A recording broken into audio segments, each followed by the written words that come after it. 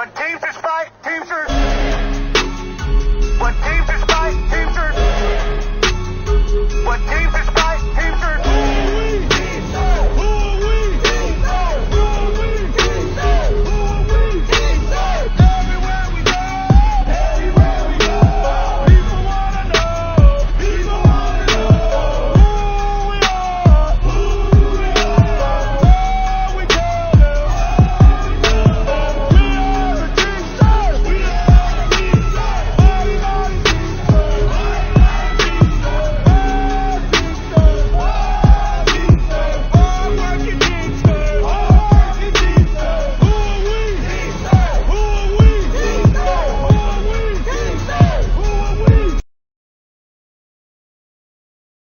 The facts, dates, and events presented in this video are from the members' best recollection and may not be fully accurate.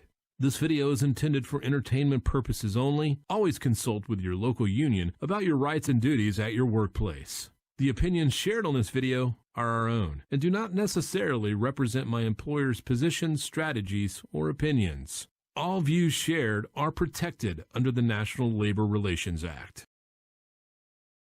Hey, brothers and sisters. Welcome to a special episode of the Biweekly Grievance. Today, Local 404 in Springfield had a contract update meeting, and details of the tentative agreement for the New England Supplement was released. 50 days left in this contract. Tick tock, tick tock. This previous Wednesday, there was a webinar on June 7th with Sean O'Brien and Fred, as well as rank and file members. That interview is available in its entirety on YouTube. The link for that will be in the bio below for this episode, as well as through the UPS Teamsters app. Biweekly Grievance is working to do two things. I'm working to have a full audio podcast, as many people have asked me if there's a chance we could do that. I am working on doing that, as well as I would like to expand the audience of the Biweekly Grievance to people who have a native language of Spanish. I am working towards having every episode captioned on the bottom in Spanish. I don't speak Spanish, but at least the captions will help bridge the gap between some Spanish-speaking members who have a hard time with English, but look for information. I want to have that resource, being that Spanish is the second biggest language in our country. I want to include as many members as possible. Voting is underway for the Strike Authorization Vote. Today from 9 a.m. till noon, they had elections as well as a supplement update meeting. If you weren't able to make it to the hall, this is the information I have. It's not complete, and for clarification, I would just urge you to reach out to our business agents or your shop steward. Springfield, our biggest facility, Monday night, June 12th, for the preload, there will be voting at the gates with our business agent, Jay. So come to work early on Monday night, tomorrow. Tuesday morning for the drivers, they will be back out there again Tuesday, June 13th at the gates for voting. Local sort, I don't have details on when they're going to work on your stuff in Springfield. So reach out to the hall or your steward. They will have more information for you. Deerfield, employees, contact your steward, Jake. There's a notice they put out that says that will also happen on Tuesday the 13th before your work shift at the Dunkin' Donuts / Irving Oil gas station, just down the road from the building on Route 5 in Deerfield. For preload, that will happen after your work. For the drivers, it will happen before your work. Local sort, again, I don't have information. You're going to have to contact either your steward or the hall for more information as to where and when you will have the ability to vote. Very important. For our Pittsfield building, also Tuesday, the 13th, before work at the traffic island near the building for drivers, preload and local sort. I don't have any information necessarily for that either, so contact your steward, Mike, or the business agents at the hall for more information as to how you can participate, because every member needs to vote. We need to get a high percentage of turnouts for this vote, as well as a high percentage of yes votes within that percentage. Anything less looks weak. Right now, we have the best position we've ever had in my 23 years as a union member at UPS, and more activity than I've seen in my 23 years. So I'm really hoping this vote goes over well, not just in my local, but nationwide, with a high voter turnout, as well as a high percentage of yes votes to authorize a strike. The best way to avoid a strike and to get the best contract possible is to vote yes on this. That sends a clear message to the company and puts pressure on them to resolve it so we don't go on strike. Some updates that were given about the New England Supplement. Two things to keep in mind. One, these are tentative agreements. They most likely will not change prior to the vote. And the details I share with you right now don't hold me 100% accountable, because I'm giving you the best information I can with as quick as it was handed out. So here's what I have for notes. It should be pretty accurate, but obviously wait for the details to come out. But just so you have an idea of the things that were talked about and a general idea.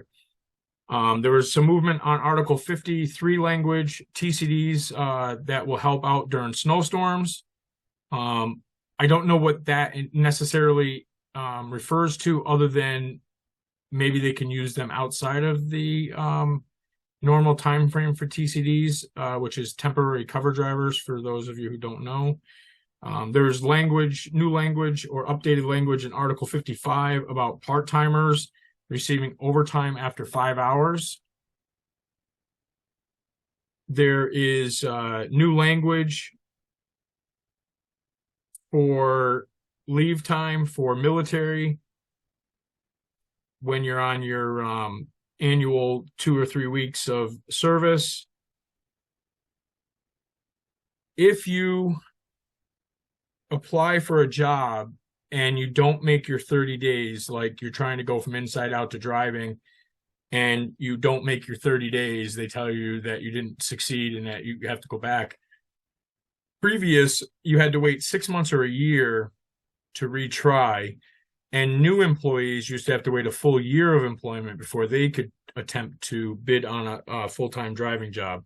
That has now been changed and clarified. Now, no matter whether you're a new employee or an employee who failed a previous attempt, you will now be allowed to reapply after 3 months instead of 6 or a year to retry to go driving. So that's a big deal. If you were disqualified, it shortens that length. Part of that is driven by the fact that the company is having a hard time filling positions, so they had to give us a lower time frame on those to allow people to reapply, which is good for us too. So double benefit there. There's new language or clarified information about part-timers that go full-time. My understanding is that previous to this, if you had vacations or sick time or whatever, they would pay you out for them, but you would not be allowed to use them. So for example, if you were a part-timer and had 2 vacations coming up and you went full-time, you'd be paid out when you switched over and not be allowed to take that vacation. The new language is that not only you will still get paid out at your part-time rate, because that's where you accrued it. But if you have vacation scheduled as a part-timer, although you won't get paid the week you're on vacation because you're going to get paid out for it when you take that full-time position, you will still be allowed to take that time off. As well as the fact, if you have sick days left over when you're a part-timer, they're going to pay you out for that as well when you go full-time. But you'll still be able to use that time as a full-timer without penalty even though it'll be unpaid because you were entitled that time off. So that's a good clarification. I would have thought that to have been true anyways, but apparently it was not. So that's a good upgrade. There's new full-time preload language. I didn't write down any notes on that. I apologize. There's new and clarified information under Article 57. If somebody's out on an injury, it was a little bit hazy as to what should have been done. Now it's clear as day. Regardless of what's going on, a route that a driver is out on injury, and I believe that is for comp or for short-term disability if it's an outside injury. I think it covers both. It's now 90 days. If the driver's out 90 plus days, it will go up for bid, and then they will bump when they get back. No more gray area on that. So that's good. Part-timers, if you work more than 6 hours, you will now get a second 10-minute paid break. Kind of a cool thing. There's feeder language that raised the feeder bench from 10% to 12%. That doesn't do much for a small building like ours, but in bigger places like Hartford or Worcester or bigger hubs, it's actually a big deal. Here's some of the things that are kind of juicy. Some affect everybody, some affect a certain group. If you are a member still working at UPS after 35 years of service, God help me, I never make it that far. But anyways, if you are a 35 plus year member, you will now get a 7th week vacation. So instead of 6 plus an optional, you will now get 7 weeks of vacation starting at your 35th year, plus if you do an optional week. Speaking of optional weeks, they are also adding language to where if you choose the option for the optional week, instead of taking the week, you can take that entire paycheck and throw it right into your 401k. So for example, you get 7 weeks, plus you take an optional week, and you decide to take that, not to take an 8th week, but you take that optional week, you can put it directly into your 401k to give yourself a boost. So it's a good way to get caught up on your 401k if you haven't been doing that or not putting in enough. It's money you never got. It's easy. It's a click of a button, and you're all of a sudden that money goes right into a whole week's paycheck at 1/52nd goes right into your if it's the optional, it could be 8 hours. So straight 40-hour paycheck will go directly into your 401k to give it a little bit of a boost. So that's a nice option. I personally would rather have the time off because you don't get to do both. You don't get to put it in your 401k and take the week. It's one or the other. But that's a good option if you're behind on your payments or what you want to put in your 401k. And especially if you're getting a bunch of weeks and you don't really need them, you could throw a week into there. So that's a nice little option if you chose to do that. There was clarification on summer vacations for June, July, August, and the first full 2 weeks of September. Apparently there was an issue with the language on that, and some people were doing it different ways. Now it's plain and simple. June, July, August, first 2 weeks of September, full weeks, 15% of the members can be on vacation. So that's clarified language, which is good for us as well. They cleared up language on working in other buildings. So this is a good one. If you're a member, a cover driver, and there's now a pecking order on how this has to be done because of this new language. But in our local, we have 3 buildings. If you're at one building and forced to go work at another building, the company has to not only provide you transportation to that building, so you have to punch in and punch out at your home facility, your bidded domicile. They have to provide you transportation, whether that be an empty package car or if they paid for an Uber. They have to transport you from your home domicile to the building you're going to work for and back after the shift. And the whole day is to be paid at time and a half. I thought I heard them wrong. We asked for clarification, and they were very adamant. This is the new language. Time and a half if you were forced to work in another facility for the entire day, plus transportation back and forth, plus paid from your home domicile till you get back to your home domicile. So that is fantastic language that they added in. Big bonus. There's also, this is a good one too, because I've heard this my whole career. It used to be cover drivers did whatever they were assigned to, and seniority didn't do anything for you. Well, as of now, daily, when there is vacations and call outs, etc., they now have to do a daily bid in seniority order of the cover drivers on who's going to cover what routes. That's awesome. It sucks for the low guy, but seniority is a big deal, and you'll get your due when it's your turn. But you will now have the option of picking in seniority order, and you have to be to work on time, guys, for that, because my understanding is, and I don't remember if they said it was 5 minutes before the shift or 5 minutes after the shift started, that all be determined. So you're going to show up to work, they're going to say, these are the routes in order, and the cover drivers are going to walk over in seniority order and pick what route they want to cover that day. Sounds like a lot of work, but that's a fantastic pickup for our members with seniority, that, you get to do a better route than a junior guy. Bummer for the junior guys, but again, your day will come. Here's a huge one. Drivers will now, and it was a give and take, you now are only going to be required to take a 30-minute lunch with the option of up to an hour lunch. What we do know for sure is that the language is now going to basically dictate discipline for not taking your 30 minutes. So those of you who don't take a lunch right now, bad news. With this new contract, you will be forced to take 30 minutes a day lunch, unpaid, or face consequences. And there is DOT regulations on driving and not taking lunches. So this is actually protecting you. It may seem like punishment, but it's actually to protect you.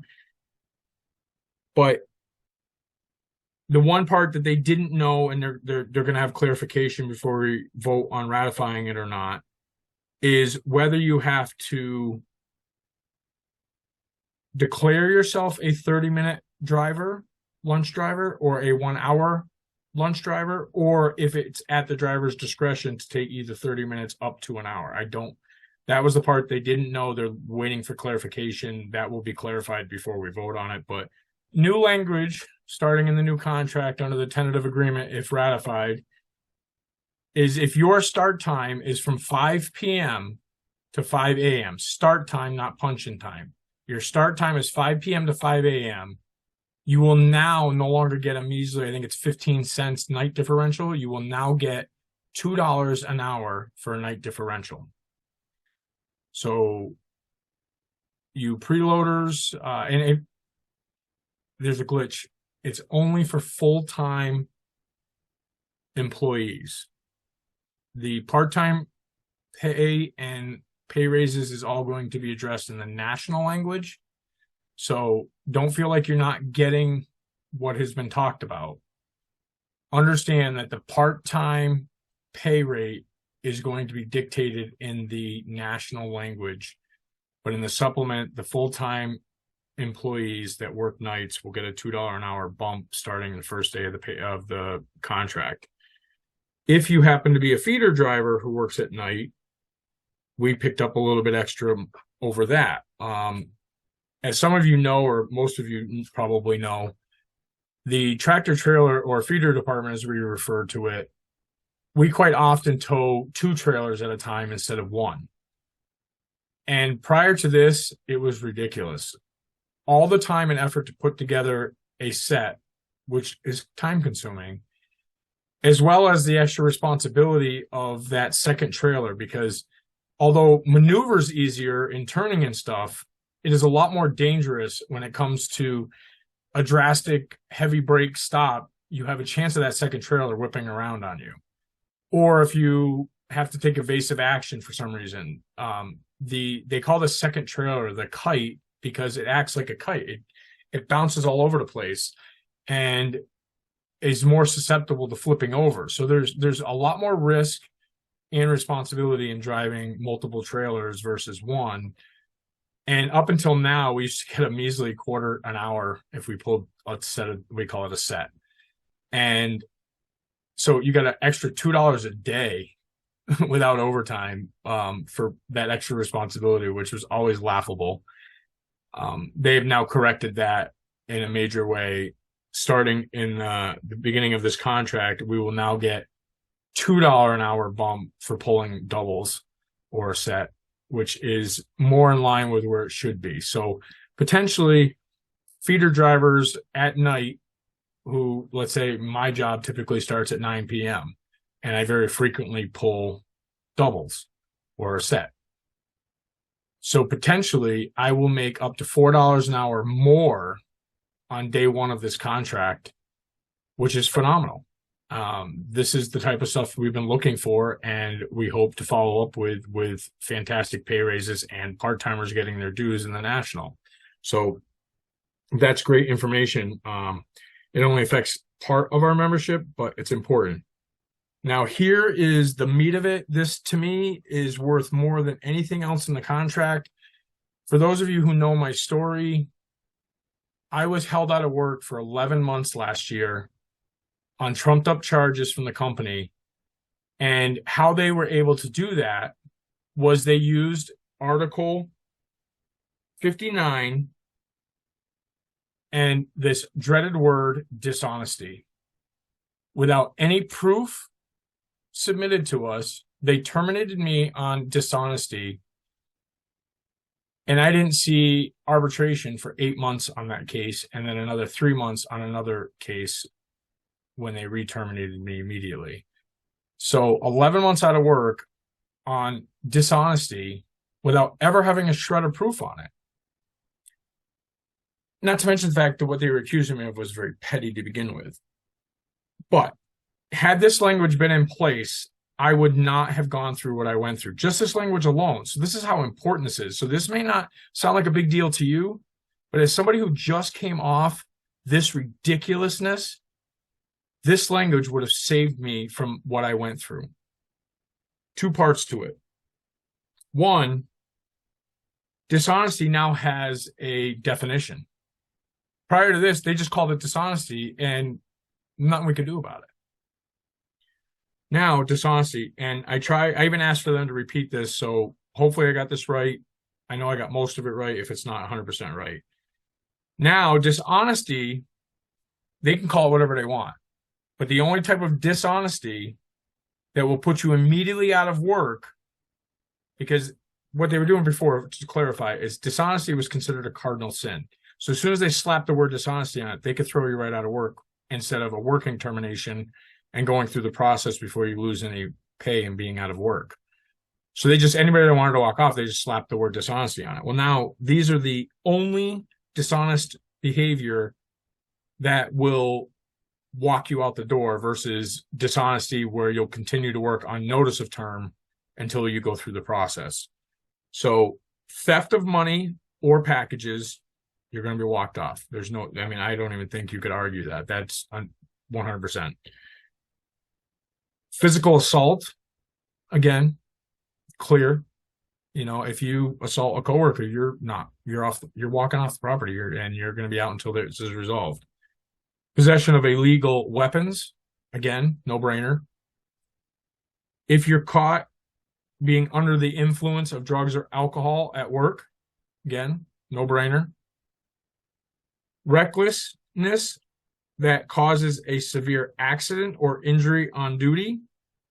Again, I guess that word recklessness is probably going to cause us a little bit of an issue, but it still is pretty clear as to, you know, an average accident or injury is not going to cost you your job on the spot. They're going to have to prove that, and you'll continue to work while that happens. So it'd have to be pretty egregious for them to walk you out. Possession of drugs on property, no brainer. And carrying a passenger in your work vehicle, whether it be feeder or package, you give somebody a ride in it and you get caught, you're done. So these are the things they outlined. That's not the precise language, obviously, but that's a huge deal, guys. That's huge, because now there's a defined group of dishonesty that they can walk you off property. Other than that, they've got to continue letting you work. So for the things that they accused me of, which didn't fall in any of these, first of all, I didn't do it. Second of all, it didn't fall into any of these. So I would have continued to work while the process played out and would not have missed 11 months worth of work, period. So to me, home run. And for those of you who don't understand, we can talk. I'll tell you what happened to me word for word, or you can go back and, I mean, I've done interviews. So this is a huge deal, guys. Protection of your job, huge deal. In the arbitration process, this is the other thing that screwed me, or they tried to screw me, was prior to my termination in 2022, the last time I had been disciplined of any significance was 2005. 17 years without any significant discipline. That might shock people because I'm always stirring the pot. But truth be told, I typically did the right thing so they couldn't discipline me. And prior to that, I was a new employee. I made a lot of mistakes. So there was a lot of, and I also used to handle things differently than I do now. I was a little more vocal and a little more pushing the envelope. Instead of using my brain, I used my mouth, and it got me into trouble. And so there was significant discipline prior to 2005. And to make me look bad at arbitration, even though the standing rule at arbitration was always 9 months, they could only go back 9 months. That's why, like, if you get a warning letter or a suspension, it can only be held against you for the next 9 months.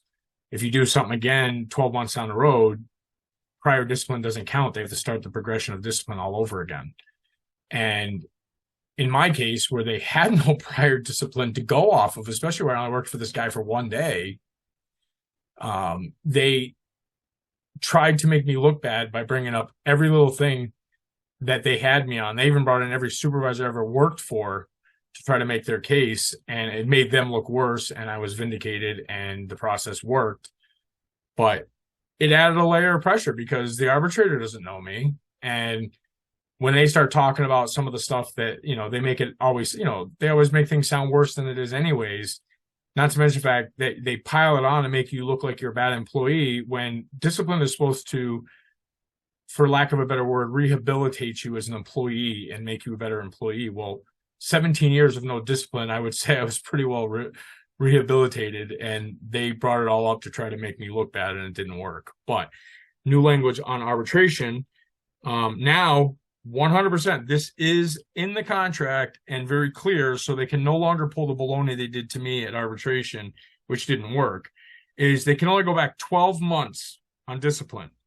12 months, period. So they gained a few months on what was supposed to be the 9-month rule. They gained 3 months, so they get a year. But not only can they only go back a year, they can only go back on relative discipline. So you get disciplined for several missed deliveries or missed pickups. Okay, you were warned, you were given a warning letter, now you're being issued suspension, you keep doing it, you're missing pickups, now they want to terminate you. They can only go back 1 year at panel. They can't mention anything prior to a year. Second of all, it has to be relevant. So if you get like warning letters for, I don't know, safety related stuff, you pull forward 2 houses, you don't put on your seatbelt, or you're riding with your bulkhead door open, which all that shouldn't be done anyways, guys. I mean, common sense. But if you do, know that that type of discipline can't be lopped in with everything else. They can't just go back and say, this is all the stuff he's done bad over the last year. They have to only go back a year and only relevant information. They can't lop in all discipline to make you look bad at panel. So that's a huge win, guys. That is unbelievably good language. So I'm telling you guys, those 2 things, those last 2 things I spoke of, are huge. You don't understand how much that will protect you. It may not affect you today, tomorrow, or even for the next 5 years, but if you ever find yourself in a position that I was in, where you stood up for your rights and you fought the fight because they were wrong, these are things that are going to protect you guys. You have no idea how excited I am about this.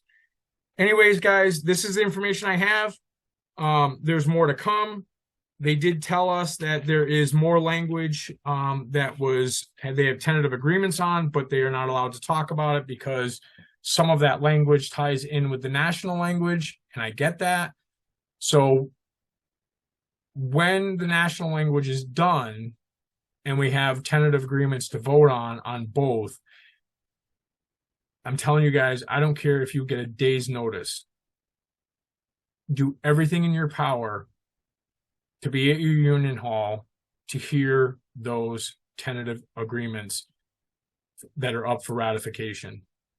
It is so important because that day is the day you will be told the meat and the guts of every line in the contract that was changed, audited, taken out, added in, new language, etc., throughout the entire national and supplement agreements, guys. So of all meetings of your life, not only do I encourage you to go to regular meetings, but this is a meeting you cannot miss. I don't care what's going on in your life. Short of a birth of a child or something once in a lifetime or sad or whatever that's absolutely you can't miss, this is where you need to be on that day that they do that. So keep your heads up. Try to keep your schedule flexible, middle of July through the beginning of August, because that's when it's going to happen. They're not going to get it done early, guys. There's no delusion about that. So Sean O'Brien's goal was to get it done mid-July so that we had 2 weeks to vote and ratify the contract or reject it before August 1st. So end of July, guys, keep your schedules open because it's that important. Anyways, that's my update. I had to do a show on this. I couldn't wait, and it's too much information to try to add into the show I had planned for Tuesday. So bonus content. I hope this is helpful, especially for the members of my local and of the New England Supplement people. This is important stuff. Solidarity forever, brothers and sisters. Any questions or comments, feel free to leave me a comment below or reach me at the email address for the show, biweeklygrievance@gmail.com. I'll put all those links in the description and on the screen. I appreciate you guys. You have a great night. And here's a quick TikTok to wrap up the video. Have a great night, guys. You were called essential heroes. Heroes, you remember that? Now you're zeros to them. Don't forget how they're treating you. This is the largest collective bargaining agreement in North America. We set the pace for the world. What do we want? Contract. When do we want it? Now.